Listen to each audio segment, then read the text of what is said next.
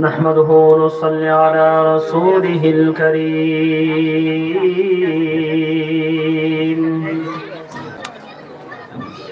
أما بعد فأعوذ بالله من الشيطان الرجيم بسم الله الرحمن الرحيم والتين والزيتون وطور سينين وهذا البلد الأمين لقد خلقنا الإنسان في أحسن تقويم والسلام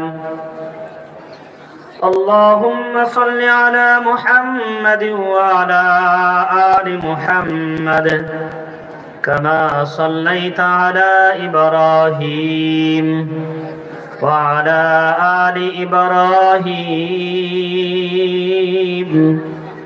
إنك حميد مجيد اللهم بارك على محمد وعلى آل محمد كما باركت على إبراهيم وعلى آل إبراهيم إنك حميد مجيد سبحانك لا علم لنا إلا ما علمتنا إنك أنت العليم الحكيم الحمد لله আল্লাহ পাকের অশেষ মেহেরবানি রব্বে করিম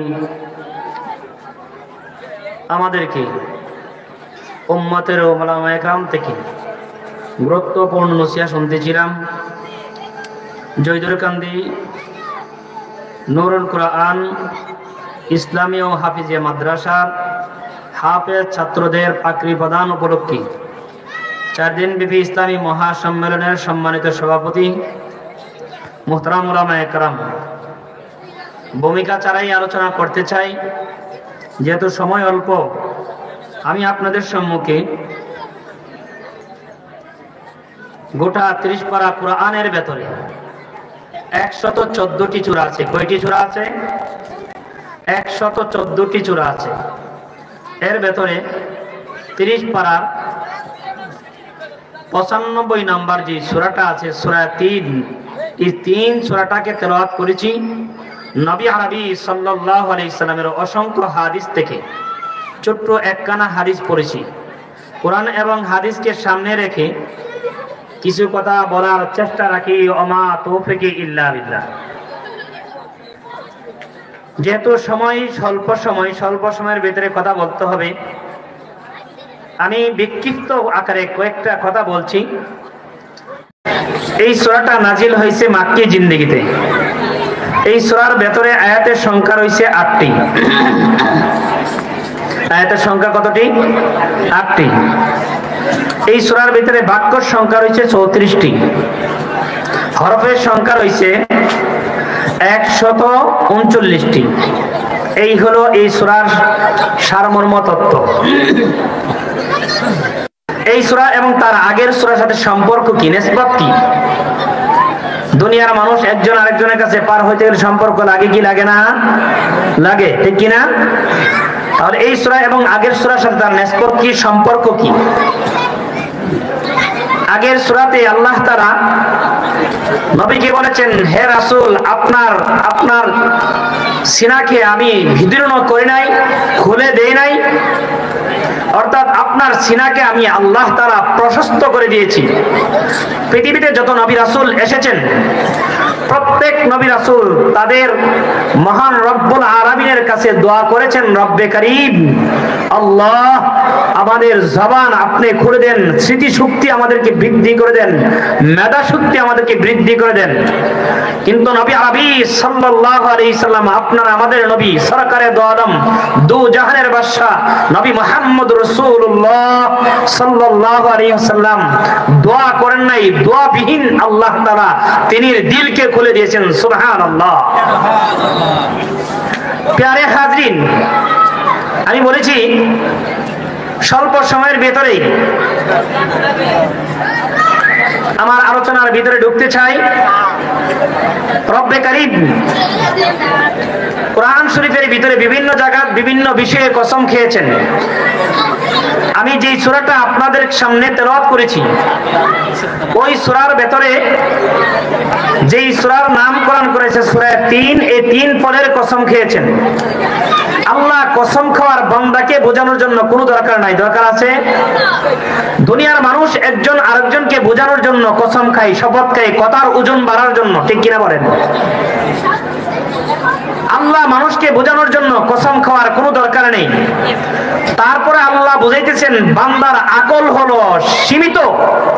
সীমিত মানুষকে একটা জিনিস গুরুত্ব আকারে বোঝানোর জন্য আল্লাহ বলেন, কুল কায়নাতের ভিতরে আমি আল্লাহ যা সৃষ্টি করেছি, প্রত্যেকটা জিনিস সৃষ্টি করার সময় কেবলমাত্র কোন বলেছি সাথে সাথে হয়ে গেছেন। আমি আরেকটা জাতিকে বানাইতে চাই, যেই জাতিটা অনেক দামি, কেবলমাত্র 30 সেকেন্ডের একটা সাজদা দিবে জিবরাইল আলাইহিস সালাতু ওয়াস সালামের 30,000 বছরের সাজদার চাইতে দামি হলেন। ওই মানুষটাকে সৃষ্টি করতে গিয়ে আমি যদি কসম না খাই, সেই জিনিসটা শোভা পায় না।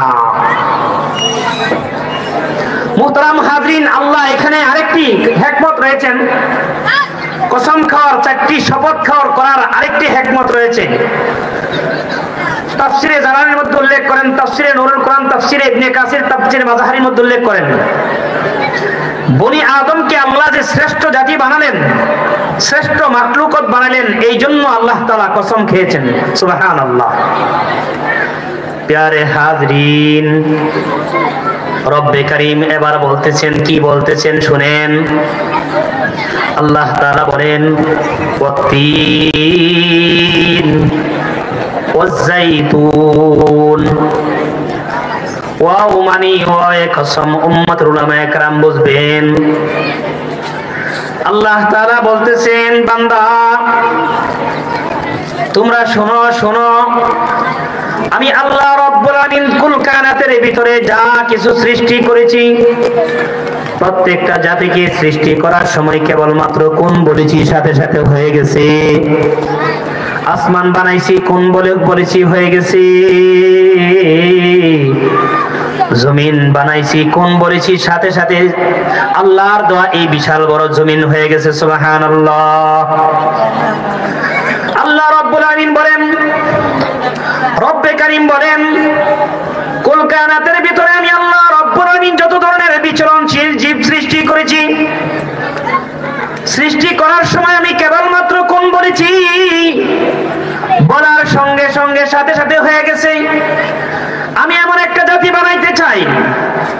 আল্লাহ বলেন, আমি রব্বে কারীম এমন একটি জাতি বানাইতে চাই, যেই জাতিটাকে বানাইলে কোন বললে চলে না, আমার কুদরতি হাত দ্বারা ডলে ডলে সুন্দর করে বানাইতে চাই। রব্বে কারীম এই জন্য আল্লাহ তাআলা কোরআনে হাকিমের মধ্যেই সূরা তিনের 3টি আয়াতের ভিতরে 4টি কসম খাইলেন। কয়টি শপথ করলেন? 4টি শপথ করলেন। কারণটা কি? কারণটা কি? রব্বে কারীম প্রথম নাম্বার বলতেছেন, আমি আল্লাহ তাআলা কুল কায়নাতের ভিতরে যত ধরনের ফলমূল সৃষ্টি করেছি, ফলমূলের মধ্যে তৈলাক্ত জাতীয় ধরনের ফল যা আছে, এর ভিতরে শ্রেষ্ঠ ফলের নাম হলো সূরা 3 ফলের এই জন্য কসম খাইলাম। ফলমূলের মধ্যে যা কিছু আমি আল্লাহ সৃষ্টি করেছি, খাদ্যদ্রব্য, তার মধ্যে শ্রেষ্ঠ একটি ফল, তার নাম হলো 3। একই আয়াতের ভিতরে 2টা কসম খাইলেন, 2টা শপথ করে আল্লাহ রাব্বুল আলামিন এবার বলতেছেন, কি বলতেছেন? রব্বে কারীম বলেন, ওয়াত্তিন, 3-এর কসম, ওয়াজ্জাইতুন, জাইতুনের কসম। একই আয়াতের ভেতরে দুইটা কসম খাইলেন, মধ্যে একটি শব্দ ওয়াও আনলেন। ওয়াও মানে ওয়াও আতেফা, ওয়াও মানে ওয়াও কসম। আল্লাহ তাআলা বুঝাইতে চাইলেন, ও পৃথিবীবাসী তোমরা শোনো, আমি আল্লাহ তাআলা একই আয়াতের ভেতরে দুইটা কসম খাওয়ার কারণটা কি? তাফসীরে জালালের মধ্যে উল্লেখ করা হয় এই দুইটা ফল একই জায়গাতে উৎপন্ন হয়। এই জন্য আল্লাহ তাআলা একই আয়াতের ভিতরে দুইটা কসম খায় পৃথিবীবাসীদেরকে বোঝাচ্ছেন, ও পৃথিবীবাসী তোমরা শুনে নাও, তোমরা জেনে রাখো একই আয়াতের ভিতরে দুইটা কসম খাইলাম। কয়টা কসম?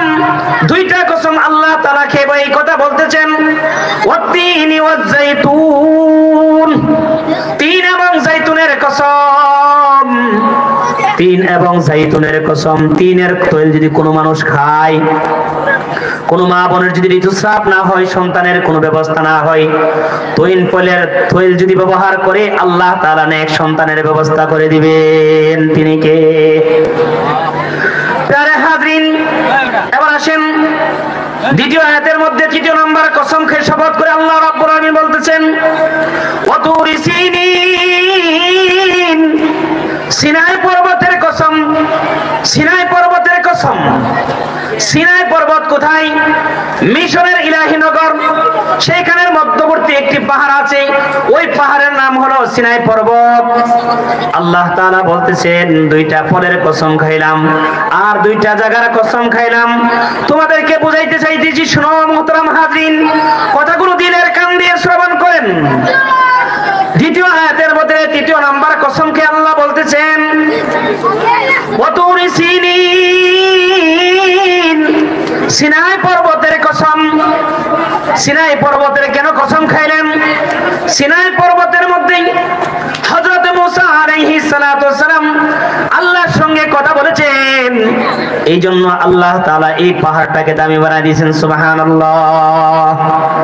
আল্লাহ তাআলা বুঝাইতে চাইলেন, পৃথিবীর মধ্যে আমি আল্লাহ তাআলা কোথাও জমিন বানাইছেন, কোথাও সমতল বানাইছি, কোথাও হ্রদ বানাইছি, আবার কোথাও বিস্তীর্ণ এলাকা বানাইছি। আল্লাহ বুঝাইতে চাইতেছেন, প্যারে হাজরিন, কথাগুলো দিলের কান দিয়ে শ্রবণ করেন। পাহাড় সমূহের মধ্যে শ্রেষ্ঠ পাহাড়ের নাম হলো সিনাই পর্বত।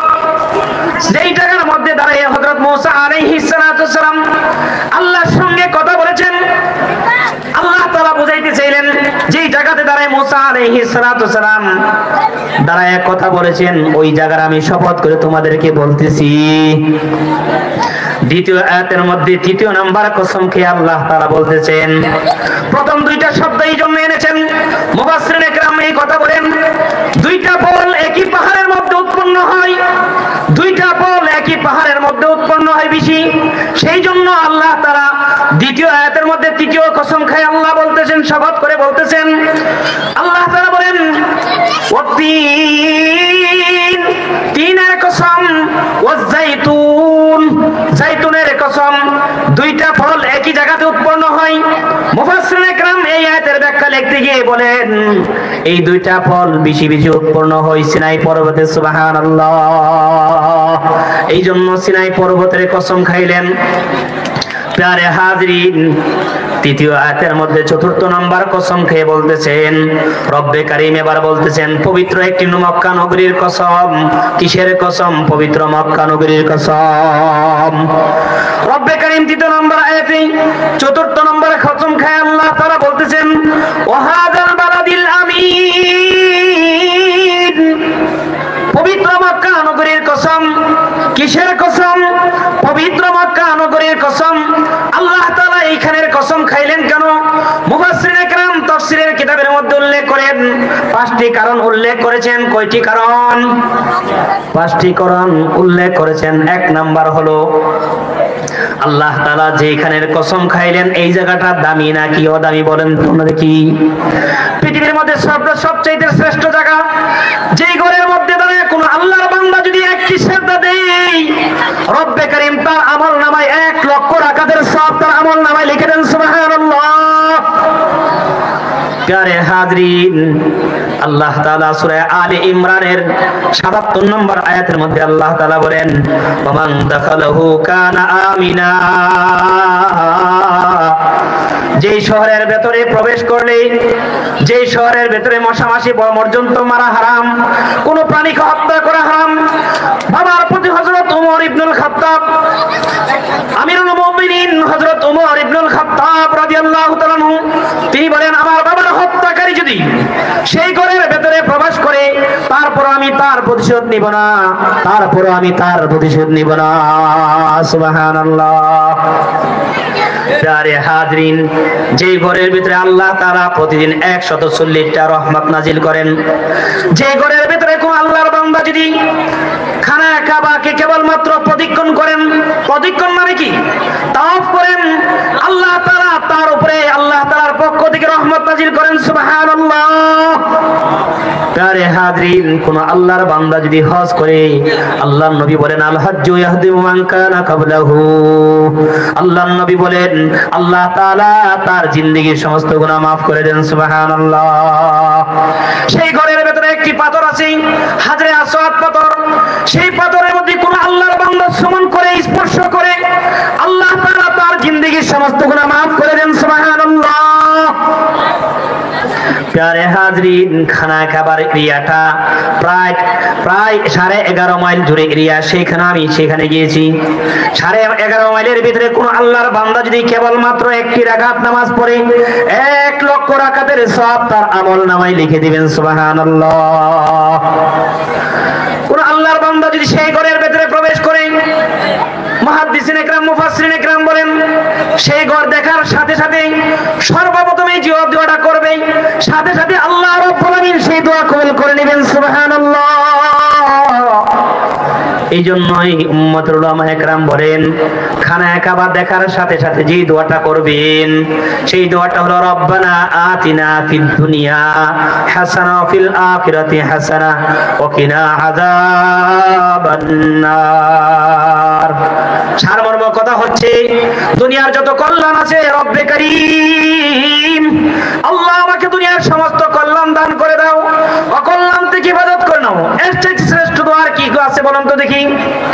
প্যারে হাজরিন, কোন আল্লাহর বান্দা যদি খানা কাবার ভিতরে প্রবেশ করে, করার পরে কোন আল্লাহর বান্দা তওয়াফ করে, আল্লাহ তাআলা তার জিন্দেগীর সমস্ত গুনাহ মাফ করে দেন। সুবহানাল্লাহ। সেই পবিত্র মক্কা নগরীর কসম কেন খাইলেন? 3 নাম্বার আয়াতে 4 নাম্বার কসম খাওয়ার আরেকটি কারণ। সেই কারণটা হলো, সেইখানে দুজাহানের বাদশা সরকারে দু আলম নবী মুহাম্মদ রাসূলুল্লাহ সাল্লাল্লাহু আলাইহি ওয়াসাল্লামকে সেইখানে আল্লাহ তাআলা তাশরীফ এনেছেন। বলেন না সুবহানাল্লাহ। সেইখানে জন্মগ্রহণ করেছেন, আর সেইখানে ঐশী গ্রন্থ বিধান, যা মানব জাতির জন্য জীবনের পাতে এবং সংবিধান, জীবন মানুষের জীবনের জন্য গাইড, যে আল কোরআন, সেই কোরআন নাজিল হয়েছে কোথায়? হেরা পর্বতের ভিতরে। ঠিক কিনা বলেন? হেরা পর্বতের ভিতরে আল্লাহ তাআলা কোরআন নাজিল করে ওই জায়গার দাম বাড়াই দিলেন। সুবহানাল্লাহ, সুবহানাল্লাহ। সার সংক্ষেপ কথা বললাম, 4টি কসম খাওয়ার কারণটা কি? এবার আল্লাহ তাআলা বলতেছেন, বনি আদম, আমি আল্লাহ তাআলা কুল কায়নাতের ভিতরে যা কিছু সৃষ্টি করেছি, সৃষ্টি করার পরে আমি কেবলমাত্র কোন বলেছি, সাথে সাথে হয়ে গেছে। আল্লাহ বলেন, না না না না, বনি আদমকে কোন বললে হয় নাই। ফেরেশতাদেরকে দিয়ে আল্লাহ তাআলা কাপ পর্যন্ত বানাইলেন। কতটুকু পর্যন্ত বানালেন? কাপ পর্যন্ত বানালেন। বাকি অংশটুকু আল্লাহ তাআলার নিজের কুদরতি হাত দিয়ে ডরে ডরে মায়ের গর্ভের ভিতরে 10 মাস 10 দিনে বানাইছেন। সুবহানাল্লাহ। কেন আল্লাহ বানালেন? কারণটা কি? আল্লাহ বলতেছেন, মানব এবং দানব দুইটা জাতির হিসাব নেবেন। আল্লাহ তাআলা বলেন, ওমা খালাকাতুল জিন্না ওয়াল ইনসা ইল্লা লিয়াবুদুন। মানব এবং দানবের দুইটা জাতির হিসাব হবে। আর দুইটা জাতি কেবলমাত্র যখন যদি একমাত্র লিল্লাহির জন্য, আমার জন্য ইবাদত বন্দি করেন। ওমা খালাকতুল জিন্না ওয়াল ইনসা ইল্লা লিয়াবুদুন আই লিয়ারিফুন। কেবলমাত্র আমি রবের জন্যই কেবলমাত্র বনি আদম ইবাদত করে। ঠিক কিনা বলেন? আল্লাহ তাআলা বলেন, পৃথিবীতে আমি আল্লাহ রাব্বুল আলামিন যত ধরনের জাতি সৃষ্টি করেছি কেবলমাত্র কোন বলেছি?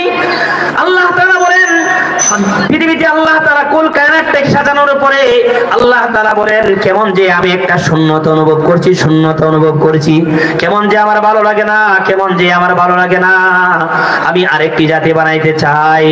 জিবরাইল আলাইহিস সালাতু সালাম কুল কায়নাতের ভিতরে 30,000 বছর পর্যন্ত সিজদা দিয়েছেন আল্লাহকে, আল্লাহ ডাকেছেন। সুবহানাল্লাহ বলবেন না?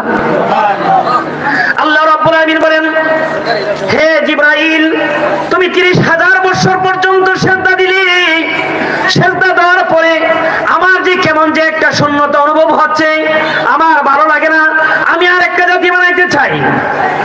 ফেরেশতারা বললেন আল্লাহ আপনি যেই জাতি বানাবেন সেই জাতি দুনিয়া থেকে ফাসাদ করবে, ঝগড়া বিবাদ করবে।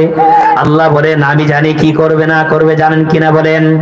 কে জানেন? আল্লাহ। ঠিক কিনা বলেন? বনি আদম তোমার 30,000 বছরের সিজদা, হ্যাঁ জিবরাইল তোমার 30,000 বছরের সিজদা, বনি আদম কেবল মাত্র 30 সেকেন্ডের একটা সিজদা দিবে, তার চেয়ে দামি। সুবহানাল্লাহ বলেন না একটু সুবহানাল্লাহ। বনি আদম কেবল মাত্র 30 সেকেন্ডের একটা সিজদা দিবে, জিবরাইল আলাইহিস সালাতু ওয়াসালামের 30,000 বছরের সিজদার চাইতে দামি। সুবহানাল্লাহ। এই জন্যই আল্লাহ রাব্বুল আলামিন নিজের কুদরতি হাত দ্বারা ঢলে ঢলে বানাইছেন।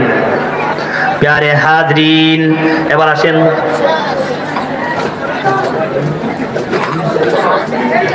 প্যারে হাজরিন, কথাগুলো দিলের কান দিয়ে শ্রবণ করেন। রব্বে কারীম এবার বলতেছেন আমি আল্লাহ তাআলা বনি আদমকে সুন্দর করে বানাইছি। কি করে বানাইছি? এবার চারটা কসম খাওয়ার পরে আল্লাহ বলেন প্রথম নাম্বার কসম ওয়াত্তিন, তিনের কসম, ওয়াজাইতুন, জাইতুনের কসম, ওয়াতুরি সিনিন, সিনাই পর্বতের কসম, ওয়াহাযাল বালাদিল আমিন, পবিত্র মক্কা নগরের কসম। চারটি শপথ করার পরে রব্বে কারীম এবার বলতেছেন লাকাদ খালাকনাল ইনসানা ফি আহসানি তাকওয়িম, আমি আল্লাহ মানুষকে সুন্দর করে, সুন্দর অবয়ব দিয়ে, সুন্দর আকৃতি দিয়ে আমি রব্বে কারীম তোমাদেরকে বানাইছি। সুবহানাল্লাহ। প্যারে হাজরিন, আল্লাহ তাআলা বনি আদমকে সুন্দর করে বানাইলেন, এমন সুন্দর করে আর কোন জাতিকে বানাই নাই। সুবহানাল্লাহ। বনি আদমকে যে পরিমাণ আকল দিয়েছি, যে পরিমাণ মেধা দিয়েছে, যে পরিমাণ বুদ্ধি দিয়েছে, বলুন তো দেখি পৃথিবীতে আল্লাহ রাব্বুল আলামিন যত ধরনের প্রাণী কুল সৃষ্টি করেছে তার চেয়ে কি বেশি দিয়েছে বলেন? বনি আদম চিন্তা করতে করতে আকাশ পর্যন্ত, আকাশের চাঁদ পর্যন্ত চলে গেছে। ঠিক কিনা? প্যারে হাজরিন, এবার আসেন রব্বে কারীম আল্লাহ তাআলা সুন্দর করে মানুষ বানাইছেন। ওই মানুষটাকে যখন আল্লাহকে আল্লাহ বলে ডাকেন, মানুষ যখন আল্লাহকে আল্লাহ বলে ডাকেন, ওই মানুষটা প্রকৃত মানুষ হয়। ঠিক কিনা? মানব কুলে জন্মগ্রহণ করলে কেবলমাত্র মানুষ হয় না, মানব কুলে জন্মগ্রহণ করার পরে ওই মানুষটা চতুষ্পর্যন্ত চাইতে আরো নিকৃষ্ট হয়। প্রশ্ন থাকে হুজুর মানব কুলে জন্মগ্রহণ করার পরে একটা মানুষ কাফের হয়, আরেকটা মানুষ বৌদ্ধ হয়, আরেকটা মানুষ নাসারা হয়, কারণটা কি? রাসূল আরবি সাল্লাল্লাহু আলাইহি ওয়াসাল্লাম বলেন কুল্লু মাউলুদিন ইউলাদু আলাল ফিতরাতিল ইসলাম, প্রত্যেকটা বনি আদম জন্মগ্রহণ করার সময় ইসলামের ফিতরত নিয়ে জন্মগ্রহণ করেন। আর জন্মগ্রহণ করার পরে বাবা তাকে কখনো সময়, বাবা যদি মূর্তি পূজক হয় সন্তানটা মূর্তি পূজক হয়, বাবা যদি কোনোদিন ইহুদি হয় তাহলে সন্তানটা ইহুদি হয়। প্যারে হাজরিন, মানব কুলে জন্মগ্রহণ করলেই শুধু মানুষ হয় না, তাই না? মানব কুলে জন্মগ্রহণ করার পরে এক আল্লাহকে আল্লাহ বিশ্বাস করলে, আল্লাহ তাআলার হুকুম পালন করলে ওই মানুষটা শ্রেষ্ঠ মানুষ হয়ে যায়। ঠিক কিনা? প্যারে হাজরিন, রব্বে কারীম এবার বলতেছেন মানব কুলে জন্মগ্রহণ করার পরে ওই মানুষটা কেন নিচে থেকে নিচে চলে যাবেন? মানব কুলে জন্মগ্রহণ করার পরে ওই লোকটার ব্যাপারে কেন চিরতরে জাহান্নামের ফায়সালা হবে? রব্বে কারীম এবার বলতেছেন পঞ্চম নম্বর আয়াত আল্লাহ বলেন সুম্মা রাদাদনাহু আসফালা সাফিলিন, মানব কুলে জন্মগ্রহণ করার পরে আবার কিছু মানুষ নিচে থেকে নিচে চলে যাবে। কারণটা কি? কারণটা কি? আল্লাহ তাআলা মানব কুলকে আল্লাহ তাআলা সুন্দর করে মায়া করে আল্লাহ তাআলা বানালেন। বানার পরে যে মানুষটা আল্লাহকে আল্লাহ বলে ডাকেন নাই, মানব করে জন্মগ্রহণ করার পরে স্বাভাবিকভাবে একটা মানুষ যৌবন থেকে আস্তে আস্তে আস্তে করে বার্ধক্যের দিকে চলে যায়। আল্লাহ তাআলা এই কথা পৃথিবীবাসীদেরকে বোঝাইতেছেন, বাবা হে পৃথিবীবাসী তোমরা শুনে নাও, তোমাদেরকে আমি আল্লাহ রাব্বুল আমিন যৌবনাতে দিয়েছি, আবার কিছুদিন পরে তোমরা বার্ধক্যতে উপনীত হয়ে যাও। মানুষটা আস্তে আস্তে নিচের দিকে চলে যায়, কিন্তু আল্লাহ রাব্বুল আমিন এখানে আরেকটি কথা বুঝাইতে চাইতেছেন, মানব কুলে জন্মগ্রহণ করার পরে কত মানুষ আছে আল্লাহর নাফরমানি করবে, ঠিক কিনা বলেন? আল্লাহর জমিনের মধ্যে আল্লাহর নাফরমানি করে, আল্লাহ তাআলার নাফরমানি করে ওই মানুষটাকে আল্লাহ তাআলা বলেন, ওই মানুষটার ব্যাপারে আমি আল্লাহ রাব্বুল আমিন আস্তে আস্তে আস্তে আস্তে ওই মানুষটাকে নিচে থেকে নিচে ফেলে দেই। নাউজুবিল্লাহ। কেন ফেলে দেন? কারণটা কি? মুফাসসিরিন একরাম বলেন, ওই মানুষটা যখন আল্লাহকে আল্লাহ নাম বলে যায় এই জন্য, ঠিক কিনা? প্যারে হাজরিন, এবার আসেন, কোন মানুষ যদি বার্ধক্য বয়সে যৌবন কানে আল্লাহকে আল্লাহ বলে ডেকেছেন, যৌবনে যে ব্যক্তিটা আল্লাহকে আল্লাহ বলে ডাকবেন, যৌবনে যে লোকটা আল্লাহকে আল্লাহর ইবাদত বন্দেগী করবেন, ওই বান্দাকে আল্লাহ রাব্বুল আমিন কাল কিয়ামতের দিন আরশের নিচে ছায়া দান করবেন। সুবহানাল্লাহ। যেদিন আল্লাহ রাব্বুল আমিন আরশের ছায়া ব্যতীত আর কোনো ছায়া থাকবে না, আল্লাহ তাআলার ছায়া ব্যতীত আর কোনো ছায়া থাকবে না। প্রত্যেকটা মানুষ ইয়া নাফসি ইয়া নাফসি করতে থাকবে, প্রত্যেক মানবতার অর্ধ হাত উপরে সূর্যটা থাকবে, ওই সময় প্রত্যেকটা মানুষ বলতে থাকবে ইয়া নাফসি ইয়া নাফসি ইয়া নাফসি। প্রত্যেকটা মানুষ তার আমলনামায় নিয়ে চিন্তাগ্রস্ত থাকবে। ওই মানুষ ওই সময়ের মধ্যে আল্লাহ রাব্বুল আলামিন যেই লোকটা যৌবনে আল্লাহকে আল্লাহ বলে ডেকেছেন, ওই মানবটাকে আল্লাহ তাআলা কাল কিয়ামতের দিন আরশের নিচে ছায়া দান করবেন। সুবহানাল্লাহ। প্যারে হাজরিন, আরেকটা ব্যাখ্যা শুনেন, সুম্মা রাদাদনাহু আসফালা সাফিলিন। আরেকটা ব্যাখ্যা হচ্ছে, কোন মানুষ যৌবনে আল্লাহকে আল্লাহ বলে ডেকেছেন, কি বলেছি কথাগুলো দিলের কান দিয়ে শ্রবণ করেন। যৌবনে আল্লাহকে ডেকেছেন, বার্ধক্য বয়স হওয়ার কারণে আল্লাহকে আল্লাহ বলে ডাকতে পারে নাই, নামাজ পড়তে পারে নাই, সেজদা দিতে পারে নাই, বার্ধক্য বয়সে আল্লাহকে আল্লাহ বলে ডাকতে পারে নাই। আল্লাহ রাব্বুল আমিন এই কথা বুঝাইতেছেন, পৃথিবীবাসী শুনে নাও, যৌবনে আমি আল্লাহকে আল্লাহ বলে ডেকেছো, বার্ধক্য বয়সে তুমি আল্লাহকে আল্লাহ বলে ডাকতে পারো নাই। মনে রেখো, যৌবনে আল্লাহকে যে আল্লাহ বলে ডেকেছো, বার্ধক্য বয়সে ইবাদত বন্দেগী না করার কারণে আমি আল্লাহ তাআলা যৌবনের সব তোমার বার্ধক্য বয়সে দিয়ে দিব। সুবহানাল্লাহ। প্যারে হাজরিন, ৬ষ্ঠ নম্বর আয়াতে আল্লাহ রাব্বুল আমিন বলেন, ইল্লাল্লাযিনা আমানু। আল্লাহ রাব্বুল আমিন বলেন, তারা নয় যারা সৎ কাজ সম্পাদন করবে, তাদের ব্যাপারে আল্লাহ তাআলার পক্ষ থেকে বিরাট পুরস্কার থাকবে। রব্বে কারীমের পক্ষ থেকে বিরাট পুরস্কার, পিসের পুরস্কার আল্লাহ তাআলা কাল কিয়ামতের দিন আপনি আমার ব্যাপারে জান্নাতের ফয়সালা করে দিবেন। সুবহানাল্লাহ। হযরত যেহেতু চলে আসছেন, বড় ভাই যাদের নেক দৃষ্টির বদলতে ব্রাহ্মণবাড়িয়া শহরে গিয়ে লেখাপড়া করেছি, পাশে বসে আছেন, আর লম্বা আলোচনা করি না, হযরতের মুখ থেকে শুনবেন, অনেক গুরুত্বপূর্ণ নসিহত করবেন। যেটুকু কথা বলেছি, আল্লাহ যে আমাদেরকে মানব করে জন্মগ্রহণ করেছেন, এটা কি যদি আপনি আমি কিয়ামত রাত পর্যন্ত সিজদায় পড়ে থাকি, সেই শুকরিয়া আদায় করে শেষ করতে পারবো না।